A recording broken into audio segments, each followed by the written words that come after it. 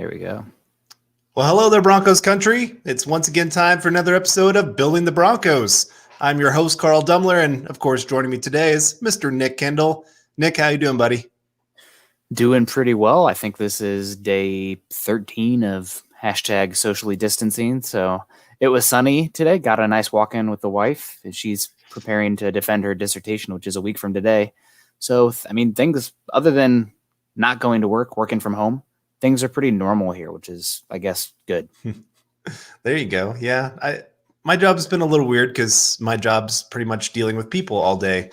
And so not being able to be around people has been kind of weird. But hey, we're making it work. And we got lots of football stuff to cover today. We're going to talk about some wide receivers. We might even talk about a punter.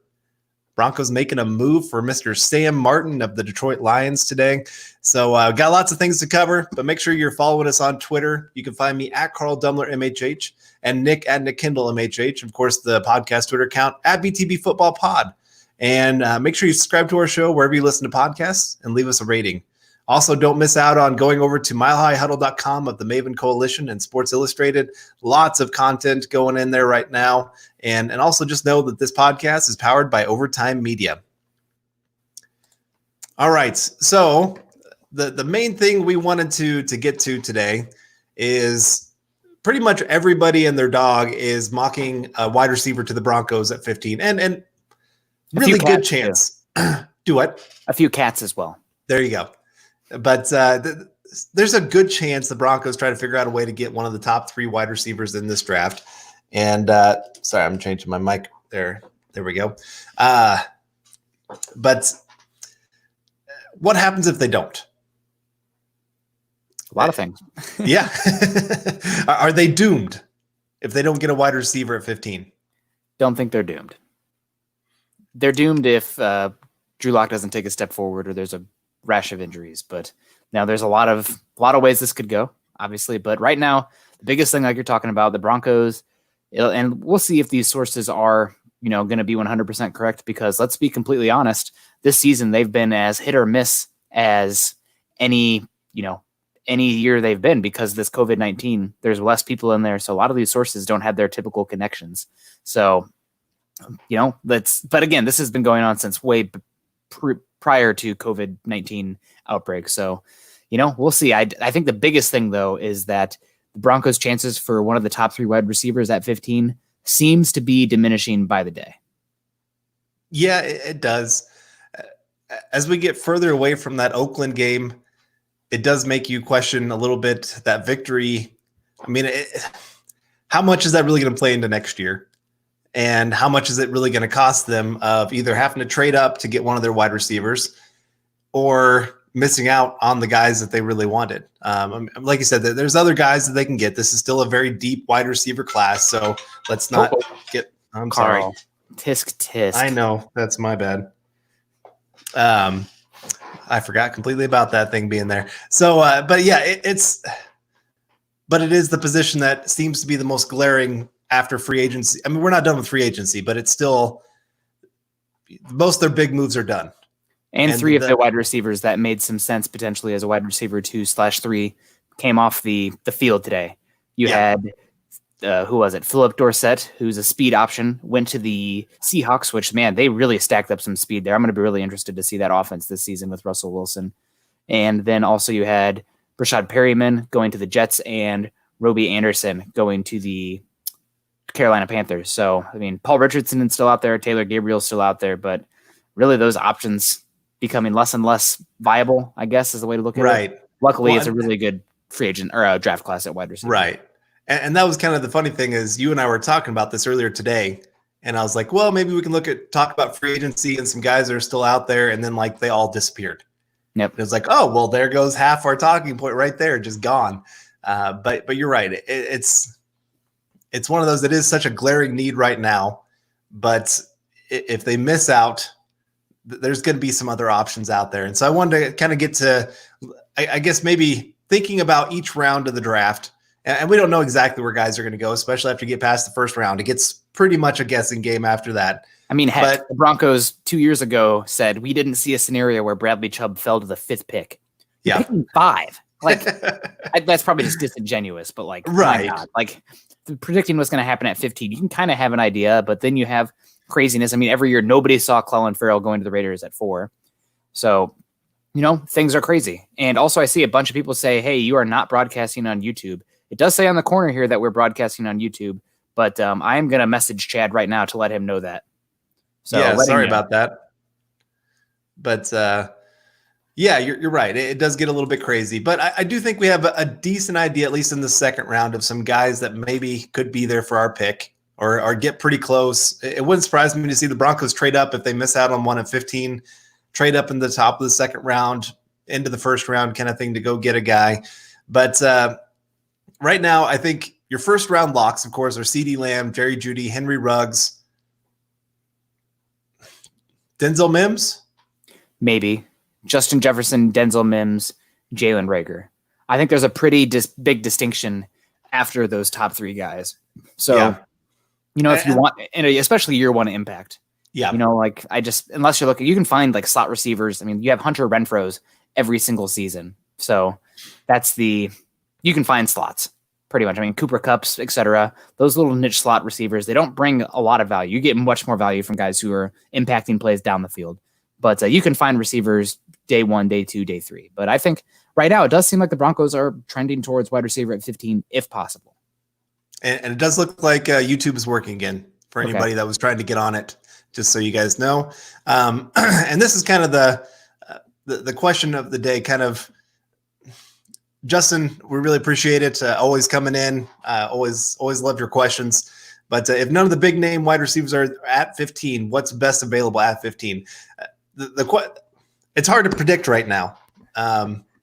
My guess is the top 4 offensive tackles are gone, or at least the top 3. And then Andrew Thomas, if you're thinking about him being in that top 15 discussion, you got to probably think 3 quarterbacks are going to go in the top 15. Isaiah Simmons is going to be gone. Jeffrey Okudah. Okudah is going to be gone. And so maybe Derek Brown falls there. I've seen some scenarios where he does fall to the Broncos there at 15. Javon Kinlaw is another one that could possibly fall there to 15 for the Broncos. But if all those guys are gone, who's your next guy up? Well, the way it's trending right now, I think the most likely area that you're going to see, if it's not wide receiver, it is probably one of those defensive tackles, or maybe Andrew Thomas. Maybe there is some talk that Jedrick Wills is viewed more as a guard than a tackle, but that could make him drop. And I also think Andrew Thomas, again, I still think many people in the media are going against people in the league from what I'm picking up as far as Andrew Thomas being this top 10 prospect. He's a guy with a high floor, but he has pretty poor balance, on the ground a fair amount, and he's got heavy feet. He struggles against speed rushers, and they think it's much more just physical limitations than it is actual technique stuff. Where Tristan Wirfs, sometimes you'll see him cheat a little bit to the outside and he get beat across his face. So I think Andrew Thomas or one of those 2 interior defensive linemen are probably the most likely at 15 if wide receiver is gone. However, I'll be completely honest. I'm not a huge Andrew Thomas fan. I'll be the first to admit that. That he's my guy that I'm probably the least big fan of as far as the big offensive tackles. I'd even call it the big 3 offensive tackles and not include him with Becton, Wills, and Wirfs. But I think probably the most likely thing would be that interior defensive lineman. Granted, that's not the best value. You'd live with it. But Derek Brown, he's kind of having a tumble. A lot of people, he's a much better run stuffer than he is a pass blocker. And he was on a really good defensive line as well. So how much value are you getting in that? If you can't impact the passing game at a high rate, you can find run stuffers. It's kind of like running backs. They're available. They're around. So, and Kinlaw has the knee questions. So really, right now you're painted in a corner where wide receiver makes the most sense at 15. Even though it is a deep class, I think that those top 3 guys are much different than the rest of this class. Right. And I also think there's an argument to be had where I think those top 3 guys are differentiated enough compared to the ones that you're going to get day 2 than what you're going to see at offensive tackle. I really like the depth of this offensive tackle class. And there's a number of offensive tackles that are going to go day 2 that I think have as good of a chance coming out as the best offensive tackle in this class in comparison to those top guys than other way around with wide receivers. Right. No, I'm with you there. So that's why I am kind of leaning. It would not shock me one bit if the Broncos are a trade up per team to make sure that they get their guy and just get that need taken care of and don't have to worry about trying to reach for a player or get a guy that's that they just don't believe in as much. But and that kind of, I mean, this ties into Stu McPeak coming in with a donation here as well. Who do we take at 15? Hope things are going. I see your picture of Seattle. If you are in Seattle, I hope things are going well there. I have a friend who works in infectious disease epidemiology there, and it sounds like just chaos. So hopefully you and your family is doing okay up there if you are in Seattle. For sure. Let's say the top 3 wide receivers, top 3 offense tackles, all those guys are gone, and we're still sitting there at 15. Yeah, I would hope for a trade down at that point, just because I'd feel like I'd be reaching for somebody at that point.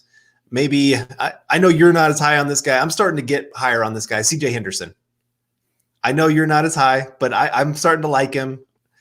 We have a friend who he's a big Florida fan, has really hyped him up to me, and I've started to become a believer.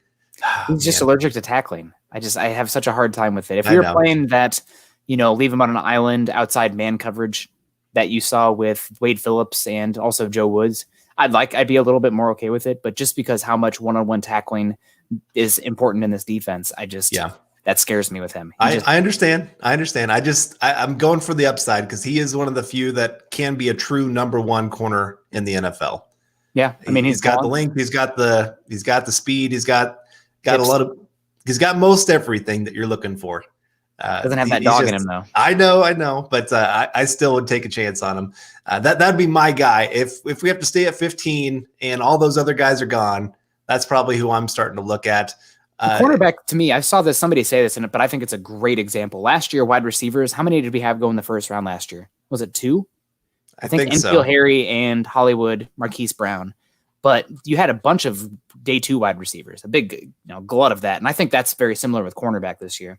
Yep. With the round 1 cornerbacks, there's talent. Maybe somebody will take them because every team could use more cornerbacks. That's just the nature of the game. You need 4 guys, honest to God, because you're going to rotate them and everything. But there's going to be a bunch of cornerbacks go day 2. So that's just my opinion on it. I mean, I've watched the Auburn guy. I don't want to butcher his name. Noah Igbananahi.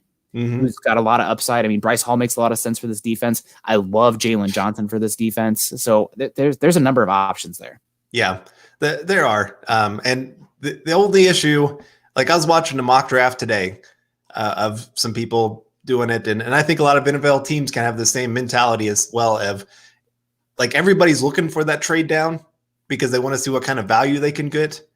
But most of the time it doesn't happen because you got to find a trade partner that wants to go up. It's always hard to find somebody that wants to go up. And so there has to be somebody there that's worth trading up for. And that might be where Jordan Love, you have to really hope that he's impressed enough teams for somebody to want to trade up for him. There's just so many things that play into this right now. Like I said, I do think the Broncos, there's a good chance they might be that team that trades up. And I know Paul coming in, really appreciate it. Paul, always a fan of you, man. But trade down, please, if top 3 wide receivers are gone. Like I said, it's just always hard to find that partner. Yeah. The Broncos found one last year, and it worked out really well for them. And I think it's for Pittsburgh, I think it's one of those few win-win situations that's worked out for both teams. We'll have to see how that plays out as we move forward. But, it wouldn't surprise me. John's always looking, or John Elway, I'm sorry, calling him Johnny. We're good friends. Oh, yeah, we are. You guys are both avid golfers. And somebody asked me earlier, what am I drinking? Is it a Hefeweizen? It's got that light color, but actually it's a hazy IPA. So drinking local, got to support local business during the quarantine, right? I'm drinking the good stuff, the water jug. A jug of water. But yeah, so I hope that is what they can do is they can find some value because right now, there's not another wide receiver that's worth it at 15. Andrew Thomas isn't really worth it to me. Like I said, CJ Henderson would be. It's a deep tackle class. Yeah. Like I would be 0% surprised if in 2 years, Prince, Tego Inogu, or Lucas Niang are better than Andrew Thomas. But also Andrew Thomas, I think Andrew Thomas is going to be really good out of the gate, but you see that 3 to 4 year learning curve with offensive tackles. So I wouldn't judge him based on those first 2 years. But we'll see. We got another question here from Justin. Oh, there you go. Yep, Justin Fogel coming in. Really appreciate it. From a statistical standpoint, what do you guys think Melvin Gordon needs to hit in order for this deal to be worth it? 1,100 scrimmage yards plus 8 touchdowns. That sounds about right. I think maybe 1,200 scrimmage yards. just asking for a little bit more, but it depends. I mean, if they get another wide receiver, that could change allocation of resources. I mean, you got Phillip Lindsay there. Really, the biggest thing is they need to be more effective in the red zone. And that's one thing that Melvin Gordon's brought, and he's also a good pass protector. He's not Austin Eckler as far as receiving back. I mean, a lot of the receptions that he has are just simple dump-offs. So he's not running anything complex. He's not going to make people forget about, a Christian McCaffrey. But, if he does that, I still have a hard time paying that much salary to a running back. I would have rather brought in, Roby or nickel Roby Coleman, Jared Wolf, maybe paid Rashad Breeland today, but it's just, again, I think running backs is probably one of the more easy to find positions in football. So. You're right. I've come around on this because of how much a veteran is important for this system with Drew Lock. Of not having to bring up a rookie and hope that they can pick up the system, because Phillip Lindsay's not a great blocker. He's not a great receiver. And Melvin Gordon, he's pretty darn good as a blocker. He's got his ability, like you said, in the red zone to score touchdowns. That's true. He doesn't make a lot of mistakes other than he does fumble. I will say that part of it on there, but a lot. Yeah, he does fumble a lot. That's something he's really got to work on here. But beyond that, he fits a lot of the needs that the Broncos have at the running back position. And it does feel good of not having to worry about a rookie coming in and making a huge mistake that costs you a game. So I think the biggest thing for me is that it's a 2-year deal. Yeah. So, I mean, this is a chance for him to cash in. And the fact that you're able to get him for 2 years, yeah, I mean, use him up. Use the heck out of him. And then sayonara. Because then it's when Phillip Lindsay's contract comes up. If you're going to want to pay Phillip Lindsay, we'll see what these next 2 years hold. Yeah. That'll be interesting. Also, Paul here with the Long Island iced tea money for Nick. Honestly, it's been a bit since I've had a Long Island iced tea, but those are pretty darn good. I might need to get back to the liquor store if I'm going to hold up on those for this the social distancing quarantine. Let's say I saw a meme. It was like everybody's going to come out of this quarantine either really good cooks or fat or an alcoholic. And I'm like, probably both. But so back to football. All right. And David coming in here. I always appreciate it, David. Always enjoy talking and going back and forth on Twitter with you, buddy. He says, don't assume Denver stays put at 15. Of course not. Yeah. You can never assume anything. It's impossible to predict what's going to happen at 15. How's that old saying go? Assuming makes out of you and me. Carl, you can't say the word. I cannot. No, I cannot. In the Bible, I think. Well, talking about a donkey, but if the Broncos, I mean, come on now, we can tie it all together. All right. We'll see. I did see Albright today was hinting that the Broncos might be looking to move up to 10 or 11, and that the two teams, if I'm deciphering the tweet correctly, that might be trying to make that move would be the 49ers and the Broncos. So I think the 49ers have their eyes on maybe Ruggs or Judy. It does seem like all of a sudden a lot of people today were talking about, Ruggs. So I don't think Ruggs gets past 11. I think that the Jets, if he's there, that's where he's going to go. I know they need offensive tackle help, but I don't think that Becton or Wills, who seem to be emerging as the 1 and 2 offensive tackle at this point, at least to league consensus, will make it to their pick. So Wirfs won't get past 10. And if Wirfs is at 10, I think that makes it much harder for the Broncos to get a wide receiver, because I think their trade partners likely have to be the Browns, maybe the Jets. Maybe the Jets want to move back a little bit, but it'll be interesting. I mean, there's some talks that the Browns love Ezra Cleveland, but not enough to take him at 10. Do they love him enough to take him at 15? It's all this posturing right now that we're at for this next whatever month and a half until the draft comes. So we'll see. All right, Terry Randall coming in here. Really appreciate it, guys. And we'll try to get to as many questions as we can, as usual. But he says, if we stay at 15, do we try to get 2 picks in the second? Take advantage of the wide receiver class. # state of being. # Nick's beer fund. Man, Nick, you're gonna be set. I have to drink every time somebody hashtags Nick's beer fund. It's not my choice, honey. They just kept donating, and I kept getting beer, like that. But I mean, stay at 15. We'll see what happens there as far as wide receiver. I mean, it sounds like the Broncos are looking to not only double up a wide receiver in the top 100, but also potentially offensive line, whether that means 2 offensive tackles, an offensive tackle, and a center. It's a pretty good center class. So I could see the Broncos moving up. Right now, my dream, just, close my eyes and dream, would be the Broncos won't happen. This is why it's a dream, but Henry Ruggs and then getting Cesar Ruiz in the second, and then using those third-round picks and trading back up for Lucas Niang, who, I mean, if you could walk out with Ruggs, Cesar Ruiz, and Niang, that's a home run. That's a damn good job. Yeah, that's a grand slam right there, if I ever saw one. And put up points. Yeah. They spent on defense a bit. I mean, spent on offense too, but gosh, I mean, I know that there's a lot of debate on, to play Kansas City, do you have to focus on stopping them or keeping up to them? It has to be both. I mean, you can't just focus all in on one side or the other. You have to be able to not only stop them, but also put up points. So that's just how it's going to be for these next, I hope just a few years. But as long as Patrick Mahomes is there, if you're not putting up 24 points a game, you're going to have a hard ass time to score. Oh, I said ass. Sorry, Carl. All that. All right. I've seen a few people talking about Jamaal Charles coming to Denver. So Yordi has this one coming in. Says, do you guys think that Melvin Gordon will have a bigger impact than what Jamaal Charles did? Yes. If he doesn't, then we're in trouble. Right. Jamaal didn't really do much here in Denver. It was a nice thought, but they never utilized him hardly. Well, his knee kept flaring up. I mean, he wasn't healthy. Like, he would go out there for practice and his knee would flare up again. And so he never really was able to play again.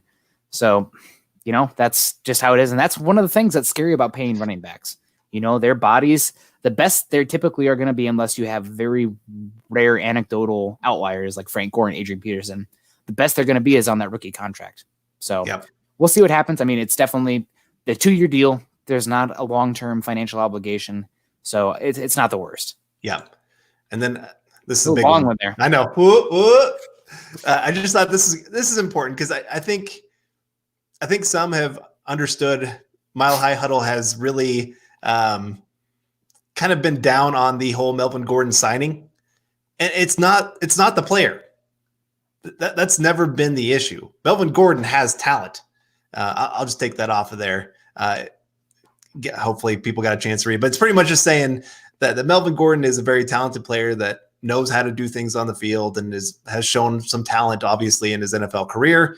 And he is able to pick up a lot of first downs, all those kind of things. And all that's true. So again, it has nothing to do with Melvin Gordon, the player. It has everything to do with paying a running back that kind of money. It wouldn't matter what running back it was. We would be pretty frustrated. I mean, I'd say Christian McCaffrey's worth that kind of money because he is a true receiving option. I agree. You got to bring more than just being a go pick up some first downs in the run game kind of guy.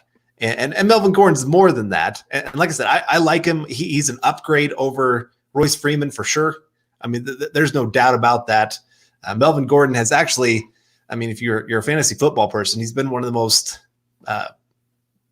talented running backs in a fantasy football perspective because he scores a lot of touchdowns. Wasn't it his rookie year he didn't score a single touchdown? That was like a huge thing. And then all of a sudden everyone's freaking out. And then then he goes out and scores about a touchdown a game. So it just kind of, again, you just got to kind of think of it that way of it's more the contract side of things because running backs, it's been proven over and over again that most of the time a replaceable level running back coming in for him, there's not this huge drop off. That it has more to do with offensive line. It even has more to do with wide receiver on the success of the run game than it does on the actual running back themselves. Now, I will say Melvin Gordon I think he's tops in the league since 2016 in broken tackles. So he does make something for himself. Again, that's never been the question that he is talented. It's just a matter of, is he worth a contract at that kind of money? That's a good question. I guess we'll find out. The issue is just the economy for me. I mean, you're paying a lot for a resource that there's ample supply. But again, you had house money. You're able to do that because you're not paying much on offense right now. So we're going to see that. We do have a question here from Paul. Is 15 for Chicago's 2 seconds? Is that too far of a jump for you? Asking for a friend? Yes, that's too far of a jump. Chicago would need to offer much more than that. Tell your friend, don't do it. Yeah. Also, I see we have a bunch of comments here about lagging, but it's all coming from YouTube. So I'm going to say that YouTube's having issues there because a lot of people were saying, why isn't this on YouTube? Why isn't this on YouTube to start? I think YouTube's having some issues on their end because it's coming from nobody else. So did you have any issues of me lagging? No, I haven't had I think it's any YouTube. from you.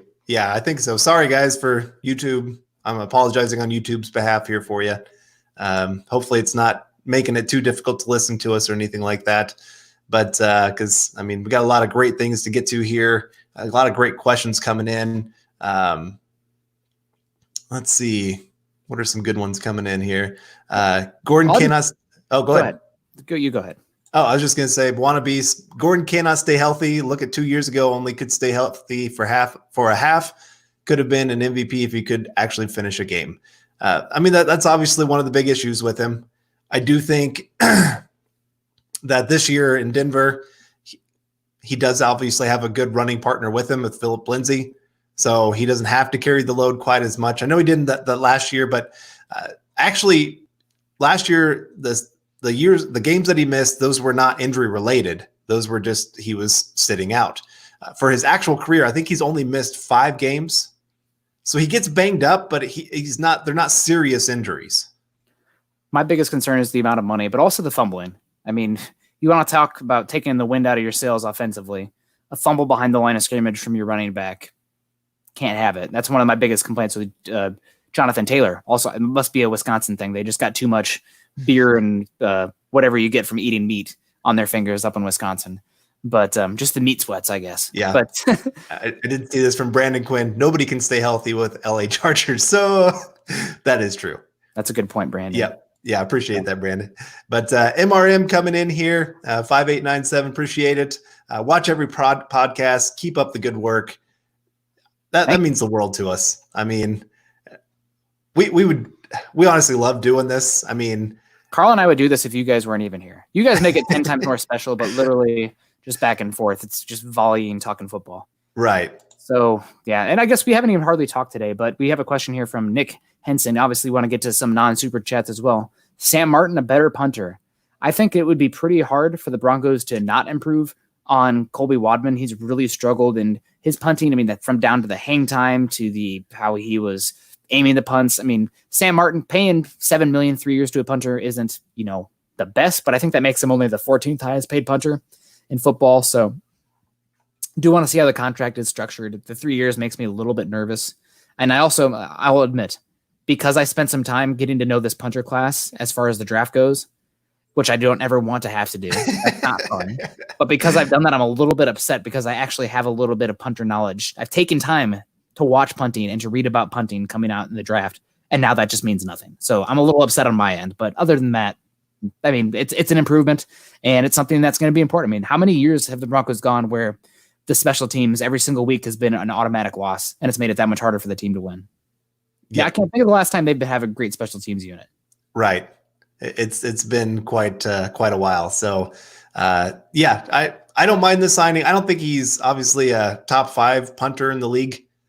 He's had some pretty good years, actually. But last year, I think he was about right there on the borderline top 10 punter. I do worry about McMahon. There's been some punters that had lots of success elsewhere that came and worked with him that failed miserably.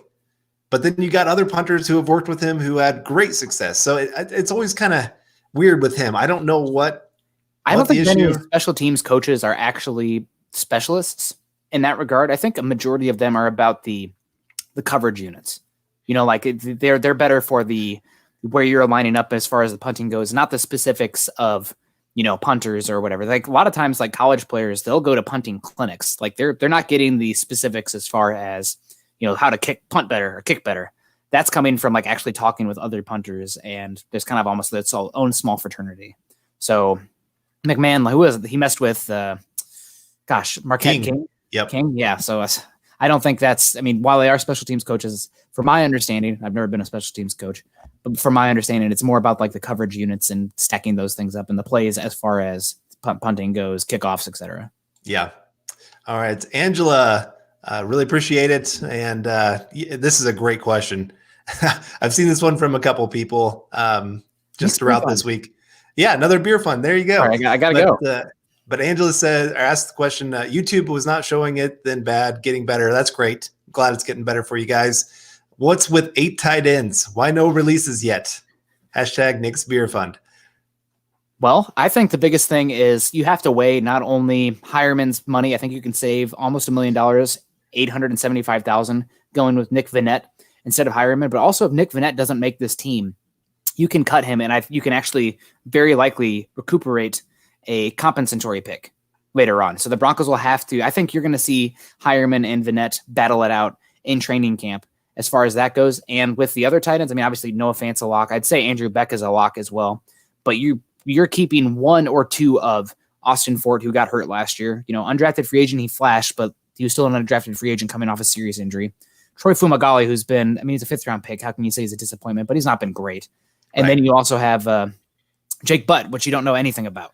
So, and also, did they bring back Bug Howard? I think you maybe signed him to a futures contract at the end of the year. They might have, yeah. So, right now there's a lot of tight ends. They're going to have 90 guys on this roster, to my understanding. I don't know how that number has changed with the new CBA. They're going to cut it down to whatever. So, there's going to be a bunch of tight ends right now. We'll see hopefully the cream will rise to the top. There's a fair amount of injury questions with a good amount of them. So,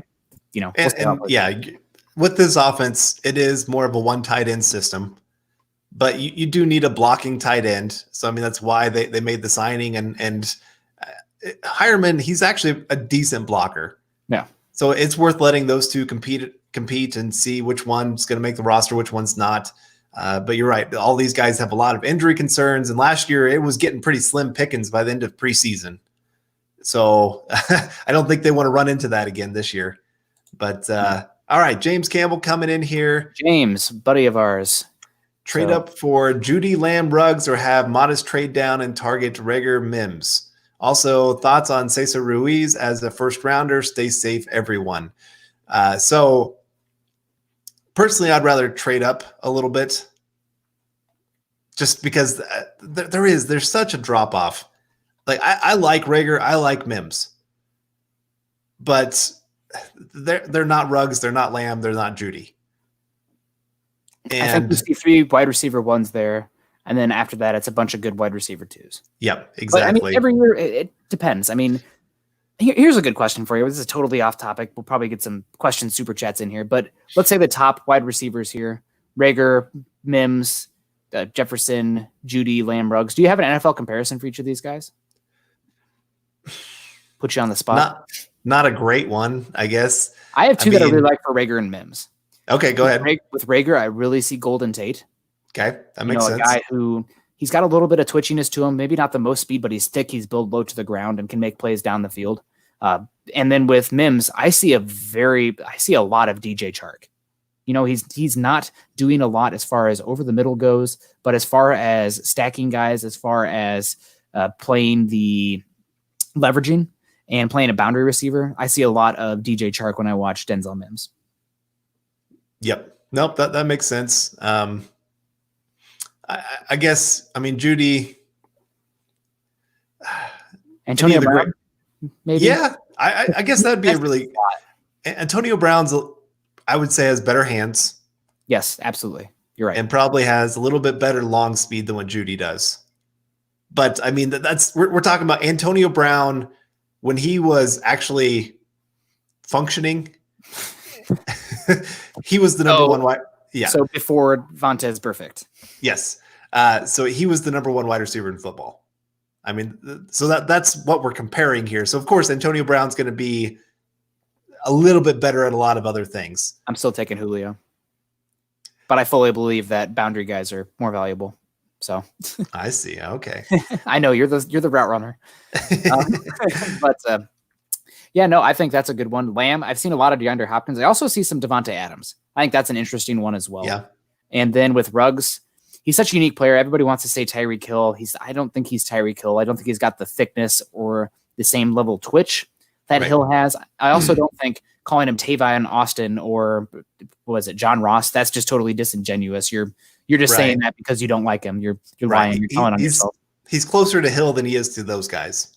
I think one of my favorite comps, which I think this guy would have been very fun if he'd have played this decade instead of the last, but Santonio Holmes, who was, a Blazer at Ohio State, a lot of speed, but not just a speed guy. He could win slant routes, comebacks, screens, really, really good player. Also one that I've had for, speaking of those old Steelers, but how about Hines Ward for CeeDee Lamb? Just strong, good hands, not the fastest guy, but just catches everything and just tenacious, just angry, plays angry. I keep thinking of Brandon Marshall. Brandon Marshall in the open field, once he got the ball in his hands, could do things a lot like Lamb. I feel like Lamb's a little bit more athletic.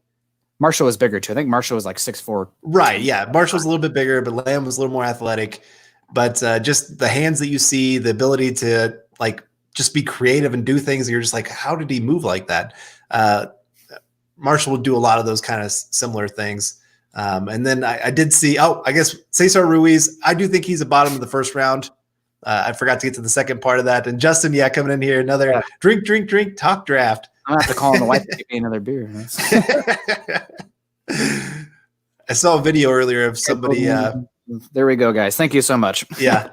I saw a video earlier of some lady that was doing a video live chat or something like that. And her husband walked in his underwear and he tried to run away and ran into a wall. Yep. Been there.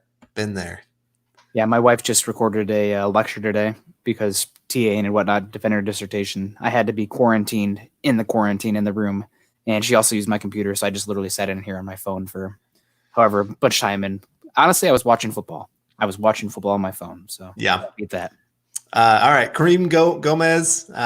He's been working on a mock draft as the Broncos GM, actually, that we've been helping him. Well, not really helping. He's doing fine by himself. But offensive tackle depth stands out to me. Any day 2 or 3 prospects that you would like to see end up in Denver? Yes. I threw out 2 already. I mean, I really like Lucas Niang. His tape, this last year he played with an injury. So again, the injury is the biggest concern there with him. But in 2018, he looked like he'd be right there in the conversation with these guys, in my opinion. He's big, he can move, and he handled Nick Bosa and Chase Young in that TCU Ohio State game. So I think it's a hip injury this past season. I don't have the notes directly in front of me. That does concern me, especially this season, as you're not going to have those visits and everything. Luckily, the combine, you got to get some information there. But I really, really like Lucas Niang. If he's healthy. I also Ezra Cleveland is interesting. Obviously, Prince Tega Wanogu, Isaiah Wilson. I mean, there's Matt Pert is another one. There's a lot of offensive tackles this year that'll go in the top 100.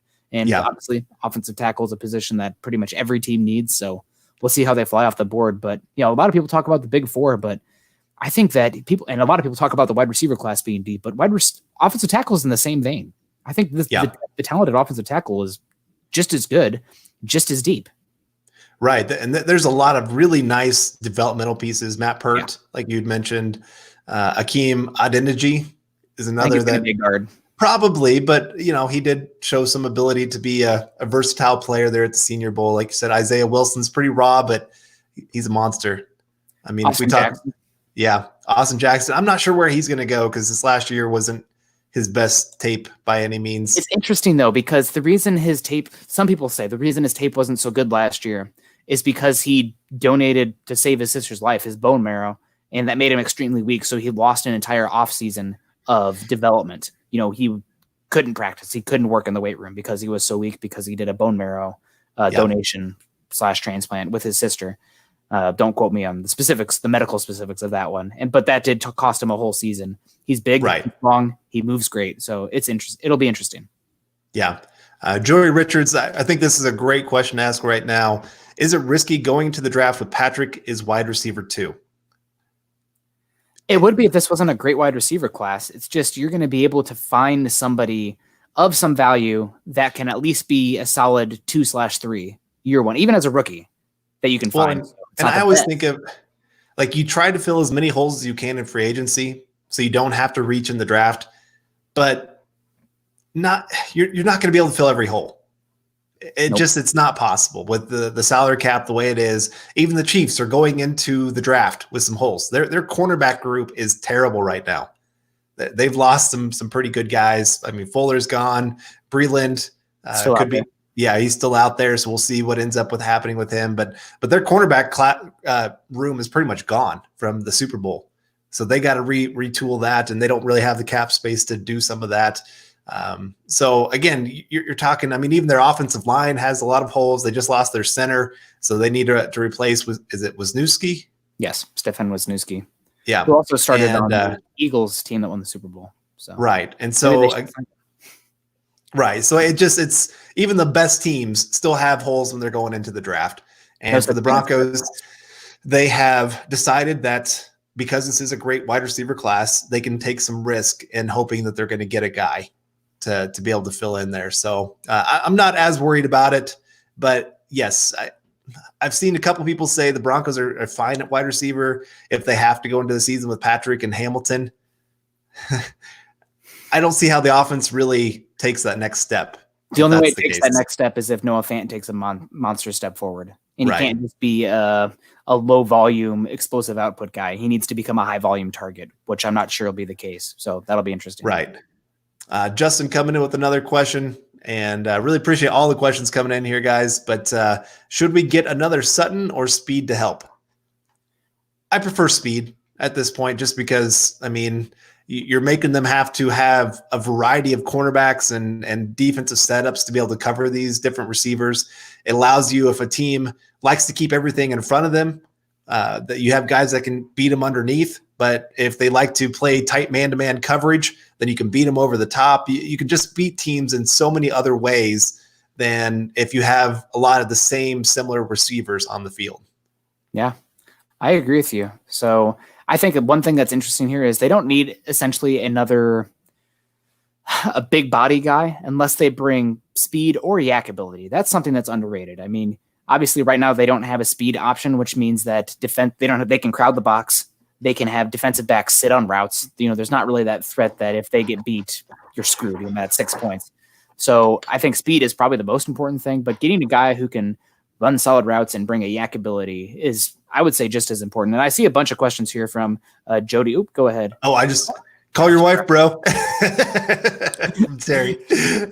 Next time I have to bring in more beer for you guys. This. I did not expect this to be so much. But I got a question here from Jody Moncrief as well. He's not as big of a fan as Ruggs. I think he said last week on our podcast that Ruggs will be a bust, called it. But is Wirfs a guard or a tackle? In my opinion, the thing that's nice about Wirfs is that he's either, which is, I mean, great. That adds value. But unless you are set at tackle, bringing in a guy like Wirfs, you start him at tackle year one. If you're set at tackle, you can play him at guard and then move him eventually. But just because tackle is so much harder to find, more valuable than guard, there's no reason to have a guy who has his specs, move into guard unless he fails at tackle. If he fails at tackle, then you can move him to guard. But I don't know why the NFL is all about this. They keep taking guys who are solid tackles and trying to make them play guard. There are no good tackles. There's probably 20, and there's 64 starting tackles. Yeah. Don't just move a guy immediately to tackle unless they fail. It just doesn't. I don't understand the value. I don't get it. So, but yeah, you're right. He can play both. I always think of that gif that's the little girl going, "Why not both?" Yeah, and he can do both. And then I saw this one come from Buana Beast. Would this year's defensive line class be the worst over 10 years? It has an argument for that. I would have to look back and stack them up. I think this is an okay defensive line class. There's a massive drop-off after Brown and Kinlaw, but I really am a fan of Jordan Elliott out of Mizzou. I think he's got a lot of tools. I really like Ross Blacklock a fair amount. I think Justin Madubuike from Texas A&M is a solid player, and Devon Hamilton, guy that's pretty underrated, limited snap rotation, but flashed a lot at Ohio State.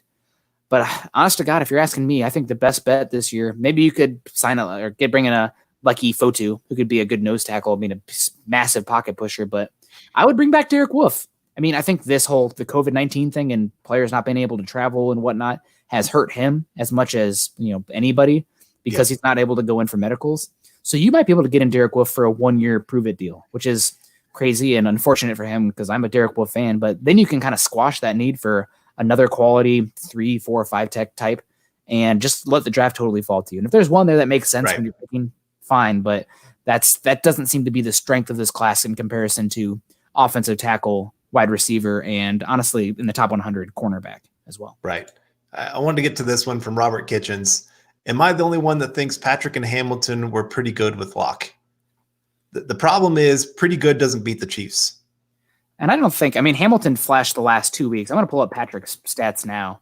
But I don't think Patrick had his best game against the Vikings, if I recall correctly, because I think Cortland Sutton made some circus catches and then they started playing double and triple coverage on him.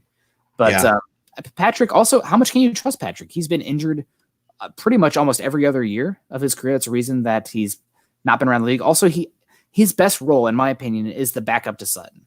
Yeah.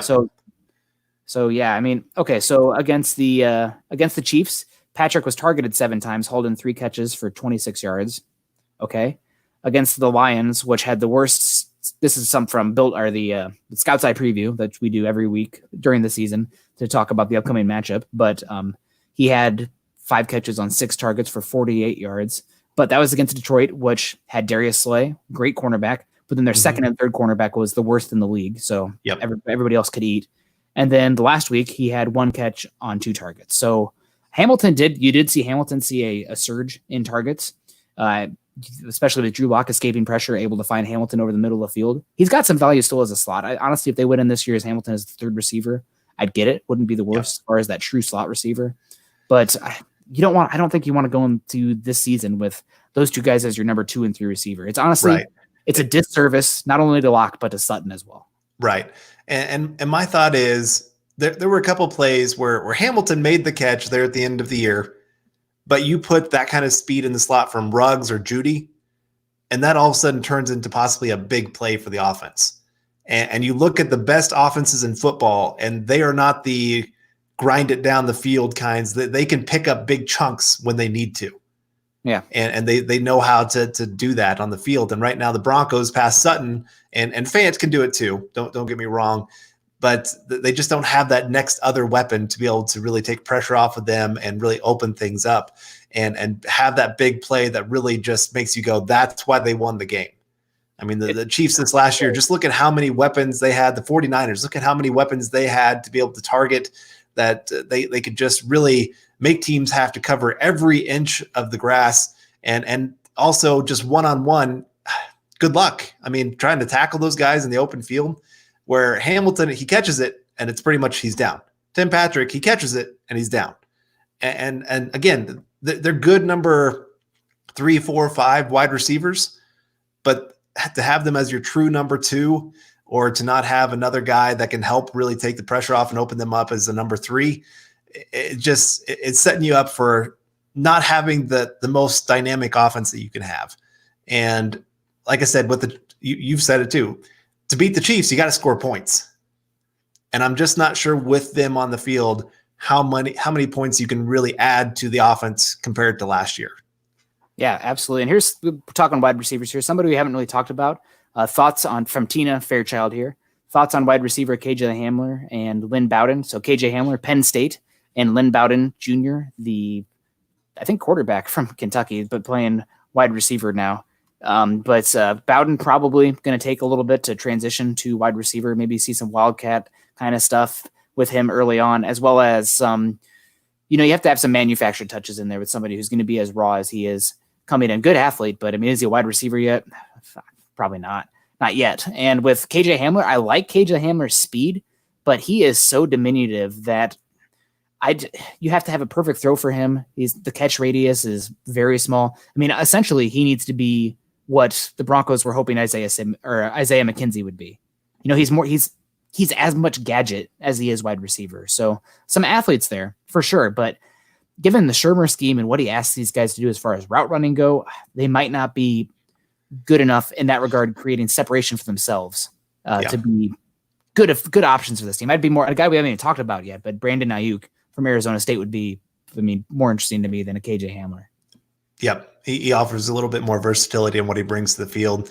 He's got those long arms to help him to have a really long catch radius that you were just talked about, that he doesn't have to have a perfect throw to go make a play.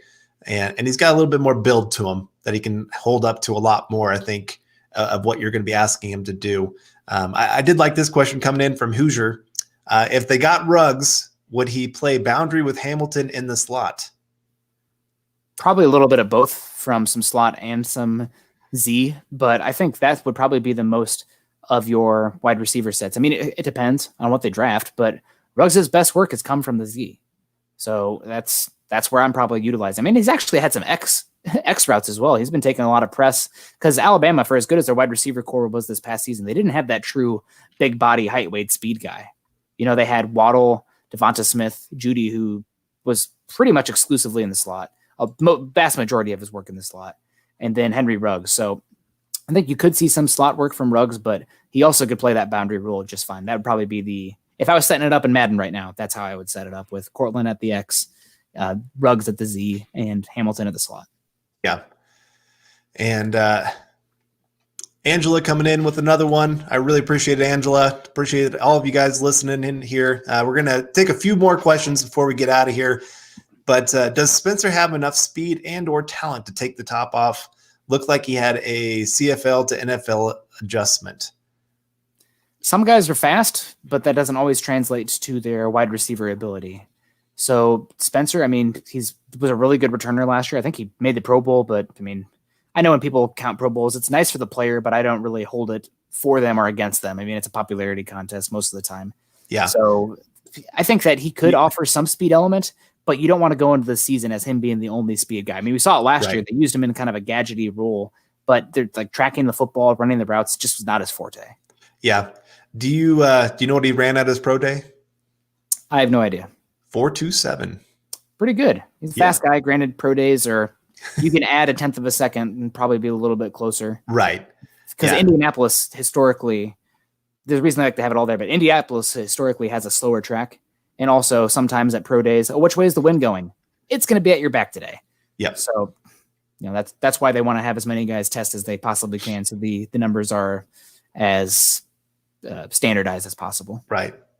And I guess for me, it's kind of one of those things where Spencer, I mean, you could use him in that role, but I feel like it's kind of penny pinching at that point where you're trying to, buy the Dollar Tree price for something that you need, top of the line kind of thing to really be able to operate at your top ability. Sorry, that was not a very good analogy there, but I was really struggling to figure one out there. But it's kind of trying to plug and play somebody and hoping that they can just work.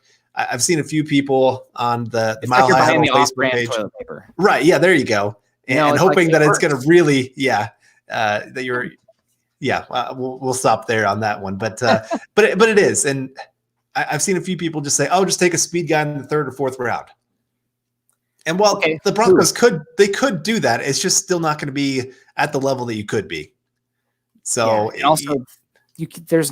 this is a good class, and there's a good amount of fast wide receivers. It's actually one of the faster wide receiver classes, but as far as guys who are actually categorized as speed receivers, it's much more limited. So, right. I mean, obviously I am a huge fan of Hightower out of Boise State. He interests me a lot. And there's some other guys as well. There's the Watkins from Southern Miss, who ran really well out of the combine. Devin Duvernay offers some speed as well. You could probably get Devin Duvernay in the third, honestly, because while he's got speed, it is pretty straightforward. That dude is pretty stiff. But it's a good class. You can still find some speed later on. Again, I'm going to shout out again, Hightower. That's my guy choice, but you can find it. And Hoosier brings a good point here. If Spencer's out there, the defense basically knows they just need to cover his fly route. Or a potential bubble screen. Right. And so he is very limited in what you have to worry about, where a guy like Ruggs, he can run the in routes, the slant routes, the comeback routes, the deep out routes, all those kind of, he can run the route tree. Yeah. At Alabama, they make them work on the route tree. That's easy to see that they are one of the more advanced programs when it comes to what they ask their wide receivers to do. And so, Spencer, it's just, you worry about his speed, but because you already know it's coming, you're already doing your back pedal when you go. Where Henry Ruggs, you start your back pedal, he's going, thanks, I'll cut inside. Here I go. So just some little differences there of why Spencer, if they have to go that option, then they have to go that option. But there's better options out there. So I guess, this whole point of this podcast has been to say if the Broncos can't get one of the big three wide receivers at 15, teams, unfortunately for the Broncos, teams picking 11, 12, and 13 all seem like they are leaning towards wide receiver, maybe even the Jags at 9. But day 2 options at wide receiver. Who are your guys? Well, and let's rule out Jefferson, Mims, and Rager. Let's assume that they go before the Broncos' second round pick. Okay. Is Chenault still there? I think Chenault is there. Okay. I think the injuries are such a concern. And that, again, you can't, there's no pro visits. So Right. guys who are injured are going to slip that much more. Second round, he's worth it there. That's a place you can take a chance on a guy with an injury risk like that, because he could be a top 10 player in this draft with what he can bring to the table. I don't think I saw somebody ask a question earlier about whether he's a good fit with Shermer. He's not the perfect fit. He's not a great route runner yet, and so he doesn't get himself open as much as he could.